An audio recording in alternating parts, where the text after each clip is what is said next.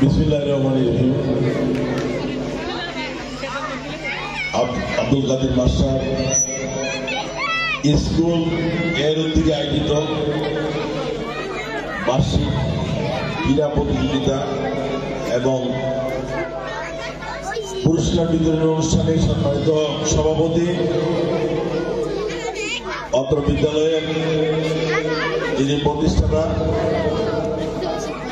আমরা ওনাকে গাদির উদ্দু নামে চিনি, আব্দুল কাদের মাস্টার হুজুর উপস্থিত আছেন বালুরঘাট উপজেলা সাবেক ছাত্র দলের নেতা এবং যুব দলের ময়মনসিংহের জেলা কমিটির সহ সাধারণ সম্পাদক কাইসার আহমেদ আজম। আমার সাথে আছেন আমার বন্ধু আব্দুল কুদ্দুস, আছেন মমতাজ, মোহাম্মদ আতাউদ্দিন ভাই, আমাদের রাজ্জাক, মানে আরো অনেকেই আছেন। আমি সবার নাম বলতে পারলাম না বলে দুঃখিত, বলা উচিত ছিল। উপস্থিত আমার সামনে যারা বসা, কারা বসা, এই বিদ্যালয়ে যারা অধ্যয়নরত, তোমরা যারা পড়ালেখা করছো, সেই সমস্ত ছাত্র ছাত্রী, কচি কাঁচা বায়ু বন্ধুরা, আসসালামু আলাইকুম। আজকে অনেক কথাই তোমরা হয়তো জানো না, সময়ের সাথে সাথে অনেক কিছু পরিবর্তন হয়েছে। আমরা যখন পড়ালেখা করেছি, আমরা যখন তোমাদের ছোট ছিলাম, তখন কিন্তু আমরা সরকারি প্রাইমারি স্কুলে পড়তাম, তখন ক্যাডেট স্কুল ছিল না, এই ধরনের প্রতিষ্ঠান ছিল না। আমার বাড়ি থেকে আমাদের প্রাথমিক বিদ্যালয়ের দূরত্ব ছিল 2 কিলো, হাইটে যেতাম লুঙ্গি পরে। তোমাদের মধ্যে এত সুন্দর ড্রেস আমরা পড়তে পারিনি। আমরা হয়তো একটা শার্ট, 2টা শার্ট পরছি, অথবা একটাই, এটা ময়লা হইলে পরিষ্কার করে রাত্রে শুকাইতে দিয়ে দিচ্ছি, সকালে আবার ওটা পরে স্কুলে দিয়েছি। তোমাদের কি একটা ড্রেস? অনেকগুলো না? আমরা কিন্তু সুযোগ পাইনি। এখন তথ্য প্রযুক্তির যুগে সারা পৃথিবীতে যে পরিবর্তন আসছে, আমাদেরও বাংলাদেশের মাঝে ওই পরিবর্তন আসছে। আজকে তোমরা স্কুল ড্রেস, সুন্দর একটা পোশাক পরে গোসল করে পরিচ্ছন্ন হয়ে আসতে পারো। আমরা কিন্তু পারি নাই, আমাদের অভাব ছিল, আমাদের 3 বেলা খাওয়ার অভাব ছিল। আমরা ঠিক মতো খেতে পারতাম না। আমি একজন কৃষকের ছেলে, আমার বাবা কৃষক ছিল। আমি প্রথম প্যান্ট করেছি যখন ক্লাস 9-এ পড়ি। স্কুল থেকে যখন বাধ্যতামূলক বলছে যে প্যান্ট ছাড়া স্কুলে আসা যাবে না, তখন প্যান্ট বানাই দিচ্ছে আমার বাবা, অনেক কষ্ট করে বানাইছে। তোমাদের তো এরকম সমস্যা না, তোমরা তো বিশ্ব জয় করার কথা। এইখানে যারা তোমরা আজকে পড়তেছ, আমি আশা করি তোমরা এক সময় কেমব্রিজে পড়ালেখা করবা, পৃথিবীর অনেক দামি স্কুলে পড়বা। আমি যদি কৃষকের ছেলে হয়ে ময়মনসিংহ সরকারি আন্দোলন কলেজে ভর্তি পরীক্ষা দিয়ে ইন্টারমিডিয়েট পড়ালেখা করতে পারি, পরবর্তীতে জগন্নাথ বিশ্ববিদ্যালয়ে আমি ভর্তি পরীক্ষা দিয়ে পাশ করে পড়ালেখা করেছি। আজকে ওই জায়গা থেকে, গ্রাম থেকে সারা বালুরঘাট উপজেলা বিএনপির আহ্বায়ক। তোমরা জানো যে আমি ইউনিয়নের চেয়ারম্যান ছিলাম, ইউনিয়ন পরিষদের চেয়ারম্যান ছিলাম। সারা বাংলাদেশের চেয়ারম্যানদের ভোটে আমি মহাসচিব নির্বাচিত হয়েছিলাম। আমি উপজেলা নির্বাচন করেছিলাম। বিগত স্বৈরাচার ফ্যাসিস্ট আওয়ামী লীগ আমাকে জোর করে ফেল করে দিয়েছিল সেদিন।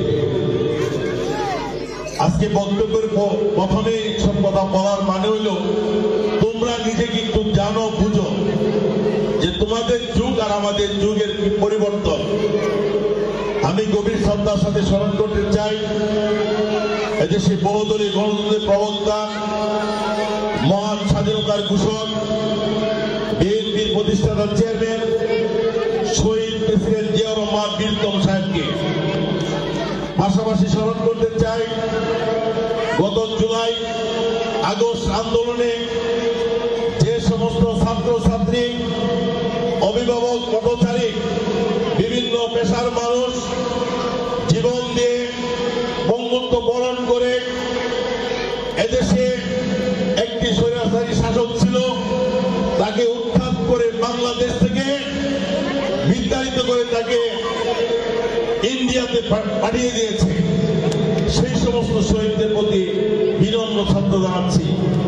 পাশাপাশি শ্রদ্ধা জানাচ্ছি সেই সমস্ত মা ও বোনেরা এবং বাবারা যারা তাদের সন্তান হারা হয়েছে, তাদের প্রতি আমি গভীর শ্রদ্ধা জানাচ্ছি। আসলে এখানে রাজনৈতিক বক্তব্য দেওয়ার কিছু নাই, তোমাদেরকে আমি 2-3টা কথা বলবো। ছাত্র অধ্যয়ন তপ, ছাত্রদের একমাত্র কাজ কি? পড়ালেখা। যে যত বেশি পড়ালেখা করবে, বইয়ের সাথে সময় দিবে, তত বেশি সে ভালো রেজাল্ট করবে। তোমার সাথে যদি বইয়ের সম্পর্ক না থাকে, তুমি যদি ঘুমাও, তাহলে তুমি যদি প্রতিদিনের যে তোমার রুটিন পড়ালেখা, এটা যদি দিনের কাজ দিনে না করো, পরে কিন্তু আর করতে পারবে না। কাজে ছাত্রদের একমাত্র কাজ পড়ালেখা।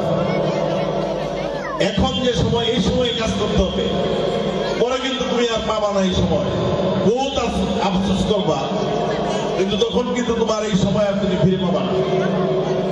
তোমার একটা উদ্দেশ্য থাকতে হবে, মিশন থাকতে হবে, ভিশন থাকতে হবে, তোমার একটা আকাঙ্ক্ষা থাকতে হবে, তোমার একটা স্বাদ থাকতে হবে, একটা আল্লাহ থাকতে হবে যে আমি এটা করব। আমি কি? আমি বাংলাদেশের প্রধানমন্ত্রী হব, কি আমি ব্যারিস্টার হব, আমি ডিসি হব, আমি সচিব হব, আমি ইউনিভার্সিটির অধ্যাপক হব, অথবা সর্বনিম্ন যেটা সেটা হলো আমি স্কুলের একজন টিচার হব। ওইটা যাওয়া যাবে না। উদ্দেশ্য থাকতে হবে যে আমি প্রধানমন্ত্রী হব। ওইটা যদি না পারি তাহলে কি হবো? আমি একজন বিচারপতি হব, প্রধান বিচারপতি হব। ওইটা না পারলে বিচারপতি, ওইটা না পারলে জজ হবা। যদি না পারো তাহলে প্রশাসনিক ক্যাডার হবা, বিশেষ দিয়ে প্রশাসনিক ক্যাডার হবা। অথবা তুমি মনে করতে পারো যে আমি একটা বড় পুলিশ অফিসার হব।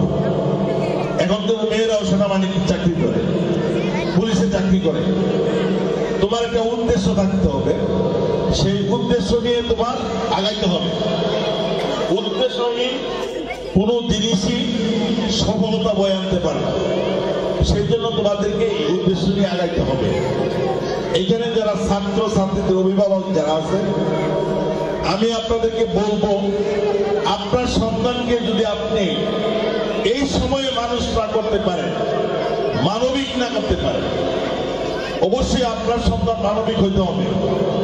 মানুষের কষ্টে কষ্টে কষ্ট পাইতে হবে, মানুষের দুঃখে দুঃখী হইতে হবে, মানুষকে ভালোবাসতে হবে। পৃথিবীর সবচেয়ে বড় ইবাদত হইল মানুষকে ভালোবাসা, মানুষের বিপদে আপদে সহায়তা করা। আমরা একটা বৈষম্যহীন বাংলাদেশ গড়তে চাই।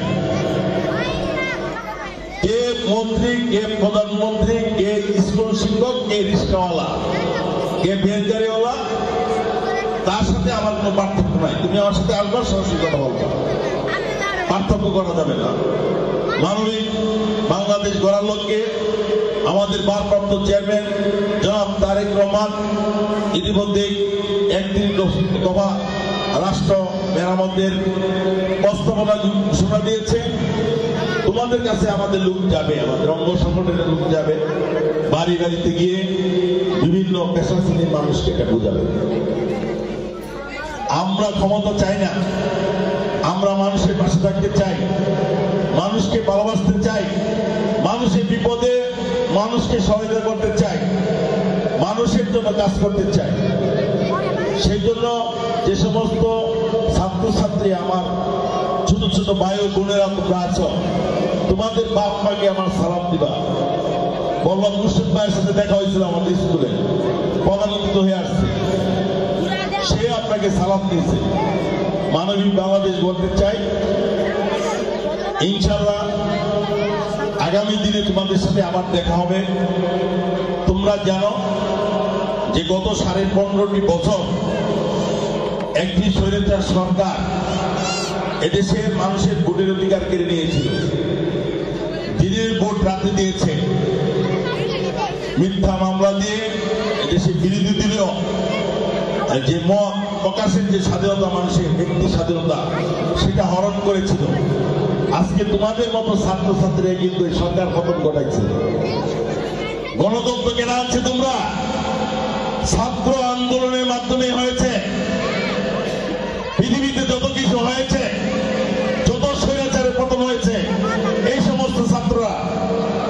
আমার মেয়ে 28শে জুলাই আমাকে ফোন দিল, বলে যে বাবা তোমরা কি বসে থাকবা? এইভাবে যে আমাদের সহপাঠী, আমাদের ক্লাসমেট যারা আছে, এভাবে যে নির্বিচারে শেখ হাসিনা গুলি করে মারতেছে, তোমরা কি কিছু করবে না? আমি বললাম আমরা তো করতেছি যতটুকু পারা, কিন্তু মূল কাজটা কিন্তু তোমরা করতে পারছো। বুকে গুলি নিচ্ছে, তার এটা একটা অনুপ্রেরণা হয়ে সারা বাংলাদেশের মানুষ ঐক্যবদ্ধ হয়ে আজকে স্বৈরাচার মুক্ত করেছে। তোমাদের মাঝে মানবিক গুণ থাকতে হবে, মানুষের প্রতি ভালোবাসা থাকতে হবে, বাপ মাকে সম্মান করতে হবে, শ্রদ্ধা করতে হবে, শিক্ষককে সম্মান করতে হবে, বড়দেরকে সম্মান করতে হবে, বড়দেরকে সালাম দিতে হবে। তুমি আগে দিবে, তোমার আগে যে কেউ না দিতে পারে। তোমরা এইভাবে যদি ঘুরে ওঠো, তাহলে তোমাদের পিছনের দিকে তাকাইতে হবে না, তোমরা অবশ্যই সামনের দিকে আগাইতে পারবে। আমি সবার জন্য দোয়া করি, তোমাদের বাপ মা, তোমরা এখানে যারা আছো, আমি আশা করি এখান থেকে একজন প্রধানমন্ত্রী হয়ে যাবে, নাহলে দেশের একজন বিচারপতি হয়ে যাবে, প্রধান বিচারপতি। আশা করি কেউ না কেউ একটা উচ্চ শিখরে পৌঁছবে, এই মিশন নিয়ে কাজ করবা। সেই ধরনের আশাবাদ ব্যক্ত করে তোমাদেরকে সময় দেওয়ার একটা কারণও আছে, যে তোমাদেরকে এই সব কথাগুলো বলা দরকার আছে। তোমাদেরকে এই ধরনের চিন্তা ভাবনা, যে আমি যদি লুঙ্গি পরে 2 কিলো হেঁটে স্কুলে যাইতে পারি, আবার আসতে পারি, আমি যদি ক্লাস 8, 9 যদি প্যান্ট পরি, আমি যদি বালুকা বিএনপির আহ্বায়ক হইতে পারি, হবিগঞ্জ ইউনিয়নের চেয়ারম্যান হইতে পারি, উপজেলা চেয়ারম্যান হইতে পারি, তুমি হইতে পারবা না কেন? তোমার অবস্থা তো আমার চেয়ে অনেক ভালো। আমি 1500 টাকার জন্য তোমার অ্যাড করতে পারিনি। কোচিং করো না তোমরা, 1500 টাকা কোচিং এ অতিরিক্ত দিতে হয়, আমি দিতে পারি না। আমার বাবা আমাকে 2000 টাকা দিত মাসে, যখন আনন্দ মন করে ইন্টারমিডিয়েট পড়ি 2000, আর 1500 দিলে আমি কোচিং করতে পারতাম, তাহলে আমার রিটার্ন আরো ভালো করতে পারতাম। কিন্তু ওই টাকার কোনো পারিনি। এখন কিন্তু আমি কোটি কোটি টাকার মালিক, বহু সম্পত্তির মালিক। আমি অনেক দামি গাড়িতে ঘুরি, আমার 4টে জিপ গাড়ি, 4টে ড্রাইভারের বেতন 1.5 লাখ টাকা, আর জিপ গাড়ির পিছনে বহু টাকা খরচ করে। কিন্তু আমি ওই সময় যদি 1500 টাকা পাইতাম, তাহলে কিন্তু আমি কোচিং করতে পারতাম। কোচিং করলে আমার রিটার্ন আর অনেক ভালো হইত।